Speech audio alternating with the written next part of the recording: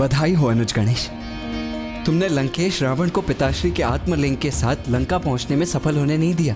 हाँ भैया, किंतु मुझे इस बात का दुख अवश्य है कि मैं लंकेश को और भी शीघ्र रोकने में सक्षम नहीं हो सका। पुत्र, तुम्हें तनिक भी दुखी होने की आवश्यकता नहीं। तुम्हारे कारण काशी और रामेश्वर के समान गोकर्ण भी सदा के लिए एक महान तीर्थस्थल के रूप में विख्यात होगा, क्योंकि स्वयं मैंने ही कहा था कि मेरा आत्मा जहां भी भूमि का स्पर्श करेगा वो वहीं स्थापित हो जाएगा। इसीलिए तो अपनी अपार शक्ति से समस्त कैलाश को उठा लेने में समर्थ लंकेश आत्मलिंग को अपने स्थान से डिगा तक नहीं सके। और जब महाबली रावण भी महाबला महादेव के आत्मलिंग को नहीं डिगा सके, इसलिए आज से इन्हें महाबलेश्वर महादेव के नाम से पुकारा जाएगा। और जो भी भक्त यहाँ गोकर्ण में सत्य निष्ठा भाव से पूजन करेंगे, उन्हें जीवन में कठिनाइयों से जूझने के लिए महाबल प्राप्त होगा। उनकी समस्त मनोकामनाएं पूर्ण होंगी, संकटों और पापों से उन्हें मुक्ति प्राप्त होगी और इस स्थान को मुक्ति स्थल भी कहा जाएगा। पुत्र गणेश, आज से यह स्थान सिद्धि क्षेत्र के नाम से भी जाना जाएगा, क्योंकि मेरे शिवलिंग के साथ यहाँ तुम्हारे भी श्री विग्रह स्थापित होंगे और संसार को सदैव इसका स्मरण कराने हेतु कि तुमने जगत कल्याण के लिए कितनी भीषण कठिनाइयों का सामना किया। तुम्हारी इन प्रतिमा पर लंकेश रावण द्वारा तुम्हारे शीश पर हुए आघात का चिन्ह भी स्थित रहेगा और यहाँ तुम्हारी प्रार्थना करने वालों को साहस, शक्ति और ज्ञानोदय की सर्वोच्च सिद्धि प्राप्त होगी। धन्यवाद पिताश्री। पुत्र, तुम इस यात्रा से अत्यंत क्लांत हो गए होगे। अब तुम्हें शीघ्र ही भोजन और विश्राम की आवश्यकता है, इसीलिए अब हमें कैलाश के लिए प्रस्थान करना चाहिए पुत्र। हाँ माँ, आप सर्वथा उचित कहती हैं। मूषक जी,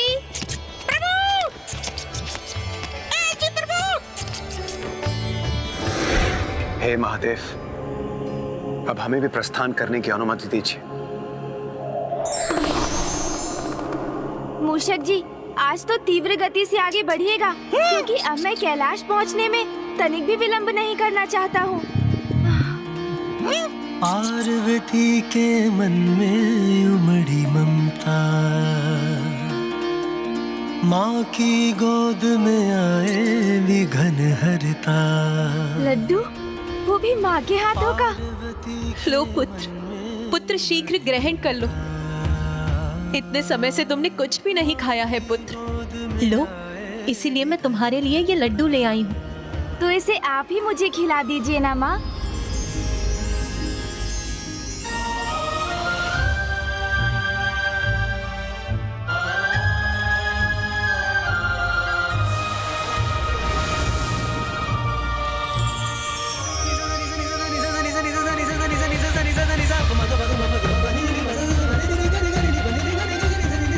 स्वामी, कितनी अद्भुत है ना प्रथम पूज्य गणेश जी की यह लीला। कुछ समय पूर्व जिन्होंने महायोद्धा भगवान का विराट रूप धारण कर महाबली असुर लंकेश को अपने अधर्मयुक्त आशय में सफल नहीं होने दिया, अब वही गणेश अपनी माँ के समक्ष एक भोला भाला बालक बनकर अपनी माँ के हाथों से आहार प्राप्त कर रहे हैं। धन्यवाद माँ। महादेव, अब हमें भी आज्ञा दीजिए।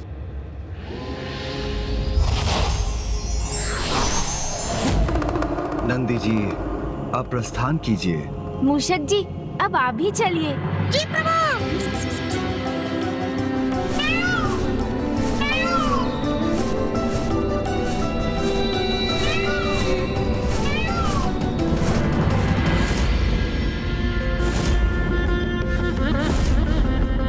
ओम श्री मात्रे नमः।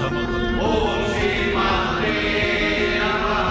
ओम श्री मात्रे नमः। ओम श्री मात्रे नमः।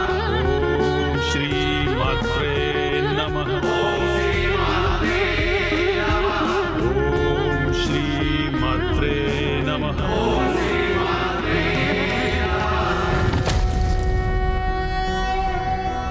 ज्ञानानन्दमयं देवं निर्मलस्फटिकाकृतिम् आधारं सर्वविद्यानां हयग्रीवम् उपास्महे। अर्थात हम अभिवादन करते हैं माता पराशक्ति का, जो माताओं की भी माता है, जिनका स्थान सर्वोच्च, जिनकी सृजन शक्ति से समस्त ब्रह्मांड गतिमान है। इस मंत्र के उच्चारण से हम उन्हीं माता अर्थात जगत की ममतामयी नारी शक्ति से सीधा संपर्क साधते हैं। इसलिए मेरे प्रिय शिष्यों, अब माता के लाल वर्ण को मन में धारण कर पूर्ण निष्ठा से माता के इस मंत्र का जाप करो, ताकि यही मंत्र हमें माता पराशक्ति की संपूर्ण रचना से एकीकार करेगा। ओम श्री मात्रे नमः। ओम श्री मात्रे नमः। ओम श्री मात्रे नमः। ओम श्री मात्रे नमः। ओम श्री मात्रे नमः। ओम श्री मात्रे।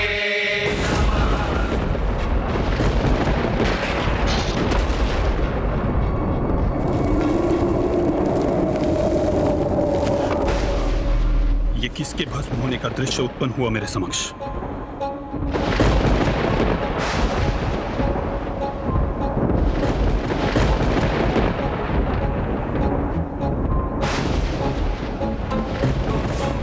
हे गुरु हैग्रीव, ये कैसा भयंकर दृश्य था? किसी बड़े अनिष्ट का संकेत है ये, किंतु हमारा मंत्र जाप कदापि नहीं रोकना चाहिए। ओम श्री मात्रे नमः। ओम श्री मात्रे नमः। ओम श्री मात्रे नमः। ओम श्री मात्रे नमः। नहीं, इतना बड़ा अनर्थ, सृष्टि पर इतना बड़ा महासंकट, ये कैसे संभव है? क्या हुआ गुरुवर? ये किस प्रकार के संकट का संकेत है? सृष्टि कैसे अनिष्ट का सामना करने जा रही है? भंडासुर, भंडासुर, भंडासुर। प्रभु महादेव के तीसरे नेत्र से उत्पन्न क्रोधाग्नि से भस्म होने वाले कामदेव की भस्म से प्रकट होगा ये महासंकट। बहुत समय पूर्व अपना ध्यान भंग होने के कारण प्रभु महादेव ने क्रोधित होकर कामदेव को भस्म कर दिया था, किंतु कामदेव के क्षय हुए शरीर का भस्म वहीं पड़ा रह गया था, जो अब एक नवीन आकार लेने के प्रयास में लगा है। परंतु यदि उसे रोका नहीं गया तो फिर सृष्टि को एक भीषण संकट का सामना करना पड़ेगा। घोर अनर्थ हो जाएगा इस घटना से।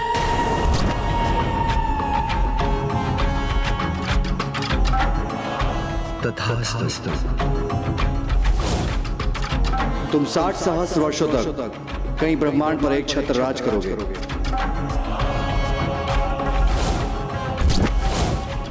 सौभाग्य है तुम्हारा कि तुम मेरे अर्थात भंडासुर के अधीन हो, इसीलिए प्रसन्न रहो। जगत सम्राट भंडासुर की जय जय जय। संकट, सृष्टि का सबसे बड़ा संकट आने वाला है, और इस संकट को कोई और नहीं, स्वयं विघ्नहर्ता गणेश जी ही उत्पन्न करने जा रहे हैं। गणेश जी,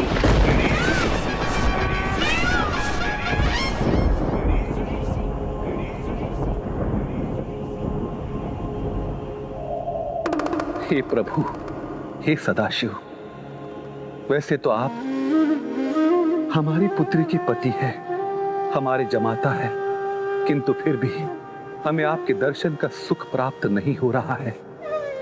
कृपा कर सह परिवार हमारे निवास स्थान पर पधारिए और हमें दर्शन दीजिए प्रभु। कृपा कीजिए, हमें दर्शन दीजिए प्रभु, दर्शन दीजिए। कृपा करके हमारी विनती स्वीकार कर हमारे निवास स्थान पधार, हमें सेवा का अवसर दीजिए प्रभु, हमें सेवा का अवसर दीजिए प्रभु। मुझे माता पिता से भेंट करने की बड़ी प्रबल इच्छा हो रही है, और उनका निवास स्थान तो अत्यंत निकट है।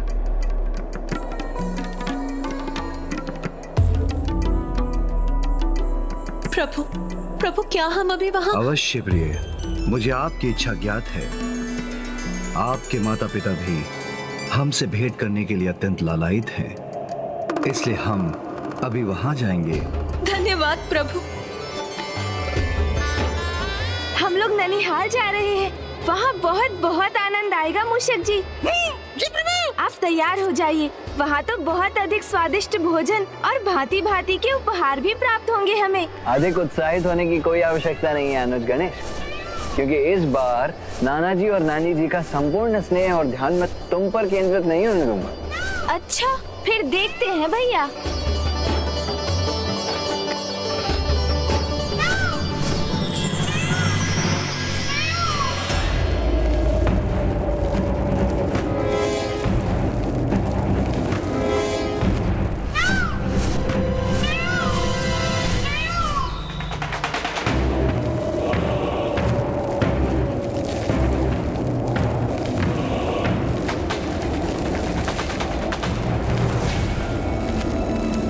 जिस अनिष्टकारी घटना का पूर्व संकेत माता पराशक्ति ने मुझे उन दृश्यों के माध्यम से दिया था, वही सत्य होता प्रतीत हो रहा है मुझे। स्वयं गणेश जी के हाथों इतने बड़े अधर्मी असुर भंडासुर का जन्म होने जा रहा है।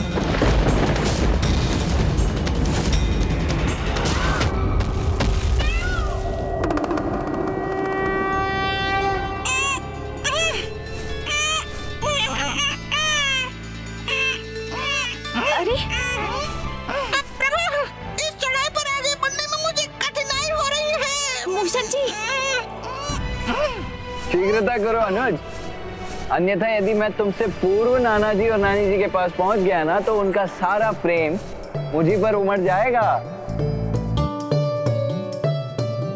अरे, सभी आगे बढ़ रहे हैं।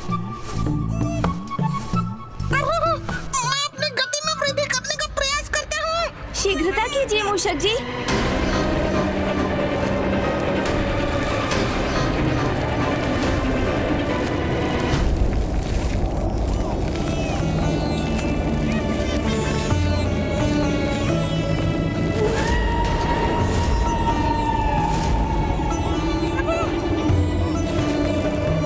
मूषक जी, खीर, लड्डू, मेवा अर्थात उन स्वादिष्ट पकवानों की कल्पना कीजिए जो हमें नाना जी के यहाँ प्राप्त होंगे। इसलिए अपनी गति में वृद्धि कीजिए मूषक जी। आनंद आएगा फिर तो।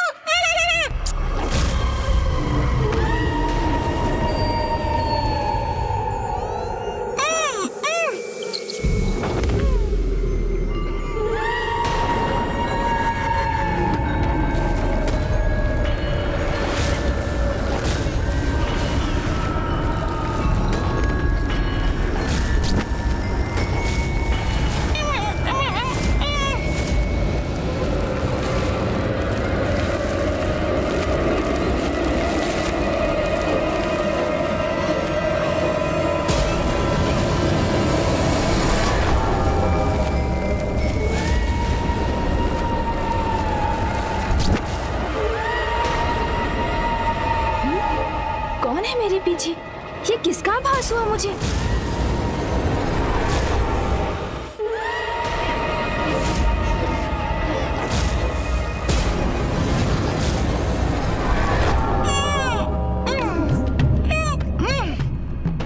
तनिक और प्रयास कीजिए ना मूषक जी, वहाँ पहुँचकर स्वादिष्ट भोजन से अत्यधिक ऊर्जा प्राप्त होगी आपको। प्रभु, उससे अधिक ऊर्जा का प्रयोग तो वहाँ पहुँचने में हो जाएगा। अच्छा तो रुकिए, मैं आपको अपने भार से मुक्त कर आपके साथ चलता हूँ।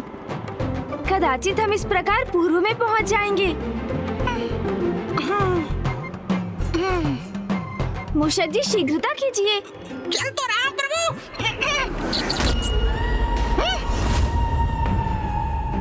ओहो, अब आप क्यों रुक गए मूषक जी? क्या अभी ऊर्जा शेष नहीं रही आप में? क्या है वहाँ? किसकी ओर संकेत कर रहे हैं आप मूषक जी?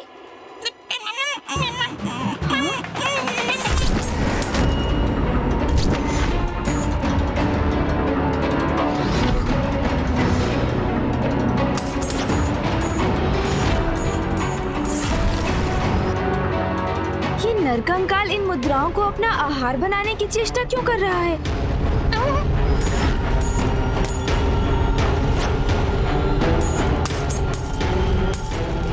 प्रतीत होता है ये मुद्राओं का लोभ छोड़ नहीं पा रहा।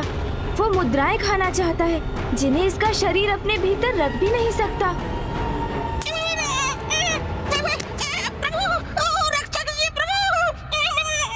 मूषक जी, संभालिए स्वयं को।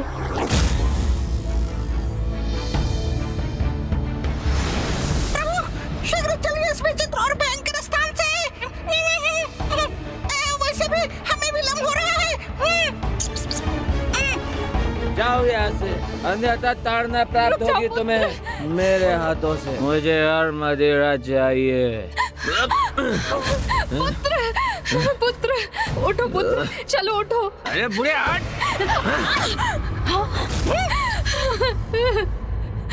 मैंने कहा ना, मेरे निकट मत आना बुढ़िया, मत आना निकट मेरे। कैसा दृश्य है ये?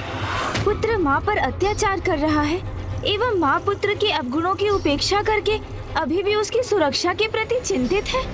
इस माँ को समझना होगा, ममता आवश्यकता से अधिक हो तो वो भी पुत्र के लिए विष समान हो जाती है।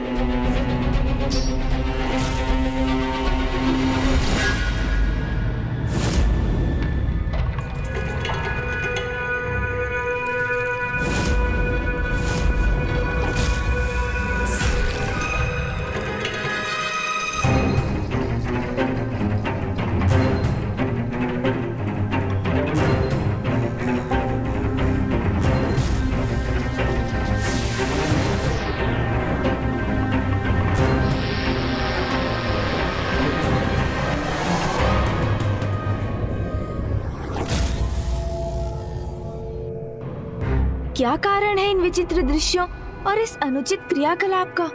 और ये रहस्यमयी पुरुष कौन है? मूषक जी, शीघ्र चलिए, मुझे इन दृश्यों से कुछ विचित्र सा आभास हो रहा है। तत्काल पिताश्री से जाकर पूछना होगा इस विषय में। चलिए।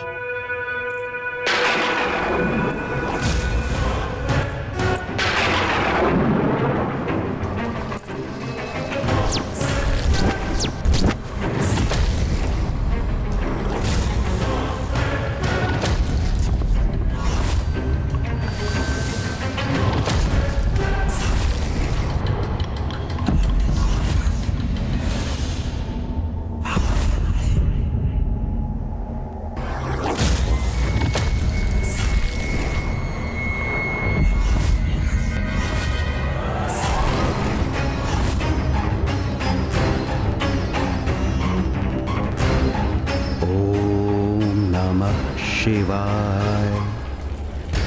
ओम नमः शिवाय।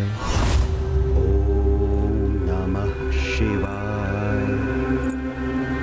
ओम नमः शिवाय। ओम नमः शिवाय। ओम नमः शिवाय। ओम नमः शिवाय। ओम नमः शिवाय।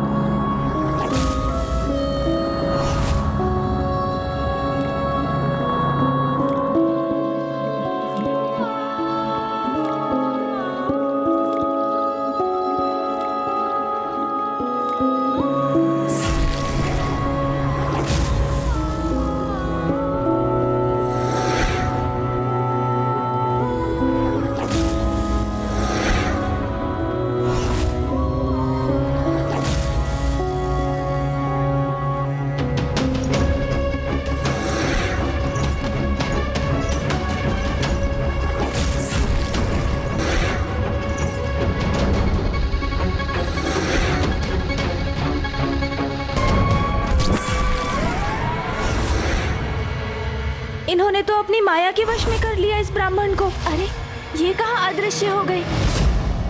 ये सब क्या घटित हो रहा था? कौन थे ये सभी? और हमारे समक्ष इस प्रकार क्यों प्रकट हुए?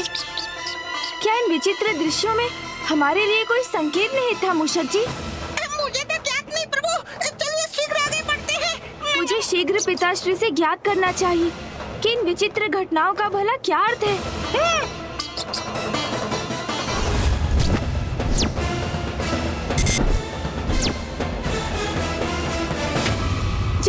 से नियत है उसे घटित होने से भले ही रोका नहीं जा सकता, परंतु फिर भी व्यक्ति को हर मार्ग पर सचेत एवं सावधान अवश्य रहना चाहिए। For more updates, subscribe to our channel, click the show links and enjoy watching the videos.